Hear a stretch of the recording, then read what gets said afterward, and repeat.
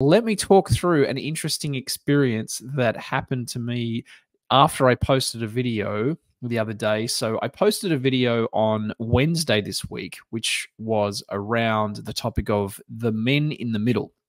And in that video, I started off by talking about the concept of the alpha male or the beta male, and the extremes of those two. And as a result of that, I decided on a whim to make one of the thumbnails around the idea of the myth of the alpha male. And I think the title was The Alpha Male Delusion, I believe. And so as a result of that, YouTube picked up that thumbnail and it took off. And that video's done really well. It's had like 1,500 views, which is fantastic. I'm really grateful and excited for that. But it also brought up some interesting comments. And I got officially my first hater comment, which I'm going to share with you here. And this one was kind of interesting. I woke up in the morning and I saw this. And so it was something that I thought, whoa, okay, here we go. This is what it means to actually have haters. So the comment says, betas are men like Daniel who have a history of mediocre success based on his LinkedIn and preach the merits of being a man in the middle when their center of reference is a piffle, predictable spew fostered and nurtured by pussy worship theory in order to derive a shred of meaning out of their soul-sapped lives.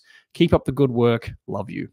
And I couldn't resist being a little bit sarcastic and saying, thanks, man. Appreciate the perspective. I love you too. My mentors, people who are much further ahead of me in this world of online communication and entertainment, the things we do have told me, never respond to your haters. So I decided to be as polite as I could. But I did want to unpack this just a little bit because it is the first time that it's happened to me. And it's very interesting when someone makes judgments about you without really knowing you. And hey, that's part of the world that we're in. And this is the reality that I deal with being a content creator, I guess. So first of all, thank you, sir, for the comment. I appreciate that. I appreciate that you spent time looking at my LinkedIn. That's very nice of you. Anyone can go and do that. I'm very Googleable with my last name. So please go and look at my LinkedIn and my work experience. I think I've been very, very open about my mediocre success in a lot of areas. Yes, I was part of a startup that failed.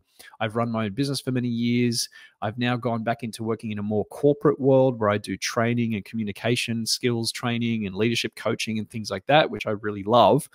But yeah, I did move away from the entrepreneurial life several years ago for many reasons, but mostly because just it was exhausting me and wearing me out. I wrote a full article about that on my blog as well. If you want to check that out, it's called Farewell to Entrepreneurship and the frustrations I had there.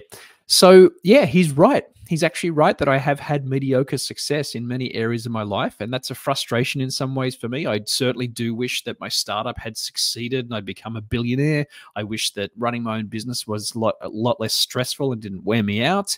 But at the same time, it's led me to a place in my life where I feel very fulfilled by what I'm doing. And I'm excited and I'm very grateful to be part of the team of people I work with.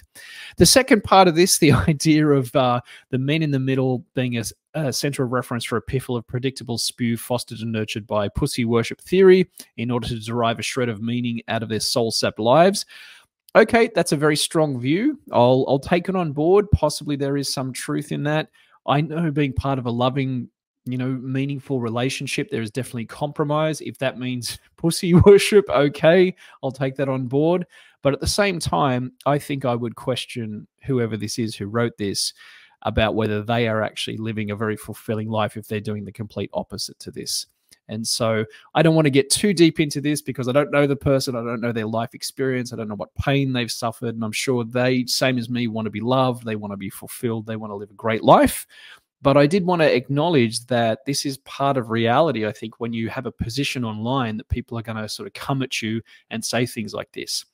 And when I posted this as a community post, several people commented underneath and said, well, he's right, or, maybe there's some truth in this. And there is some truth in this, my friends. Yes, there are parts of what he's saying here that are very true about me.